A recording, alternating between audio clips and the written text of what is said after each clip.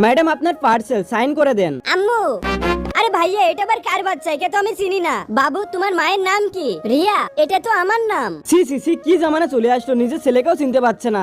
তুমি এখানে কোনো দুষ্টুমি করবে না, আমি এখনই আমার স্যালারি নিয়ে আসতেছি। ঠিক আছে আম্মু।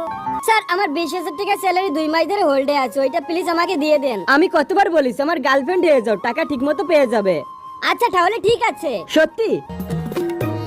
বাবু এসে তোমার নতুন বাবার সাথে দেখা করো। বাবা একটার সাথে একটা ফ্রি, এখন থেকে আমরা সুখী পরিবার। আমি করবো না এই বিয়ে, যাও এখান থেকে।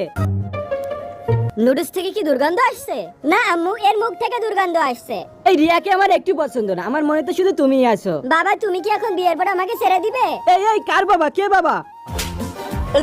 এই বাচ্চা, তোর জন্য একটা মেয়ে আমাকে থাপ্পড় মেরেছে, তোকে আমি ছাড়বো না। ইনি তো আমাদের কোম্পানির সিও। আম্মু আম্মু, এ আমাকে মারতে গেছিল আর আমাকে বাবা ডাকতে বাধ্য করেছিল। তোমাকে কোম্পানি থেকে বের করে দিচ্ছি, আর এখন থেকে রিয়া এই কোম্পানির ম্যানেজার। এই রিয়াই বাবা বলতে বলছিল।